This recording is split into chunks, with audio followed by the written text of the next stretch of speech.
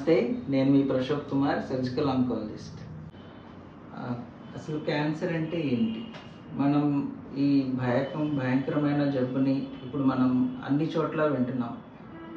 ఇంతకుముందు ఎక్కడెక్కడో చూసేవాళ్ళం, అక్కడ ఇక్కడ క్యాన్సర్ అని, కానీ ఇప్పుడు మనకు దగ్గరలో ఉన్న బంధువుల్ని చుట్టాల్లోనే చూస్తున్నాం.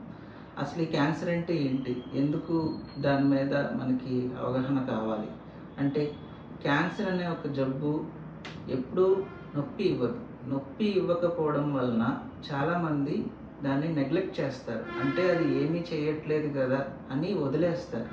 కానీ ఆ వదిలేయడం వల్లనే అది అడ్వాన్స్ స్టేజ్ కింద మారి అప్పుడు మనకి నొప్పి ఇవ్వడం మొదలు పెడుతుంది. అంటే దాని యొక్క లక్షణాలు అడ్వాన్స్డ్ అయితే కానీ మనకి బయటకు తెలియదు. అందుకనే ఈ క్యాన్సర్ గురించి అందరూ తెలుసుకోవాలి.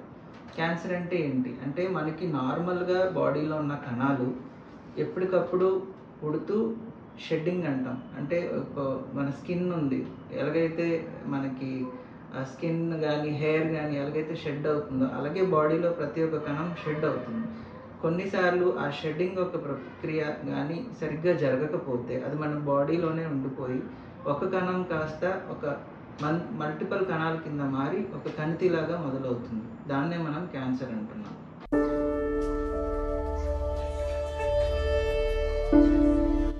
క్యాన్సర్ అవేర్నెస్ని స్ప్రెడ్ చేయడానికి ఈ యూట్యూబ్ ఛానల్ని మీరు సబ్స్క్రైబ్ చేయండి. అలాగే మీ ఫ్యామిలీ ఫ్రెండ్స్తో షేర్ చేయండి. క్యాన్సర్ గురించి అవేర్నెస్ పెరిగితే దాని గురించి భయం పోతుంది.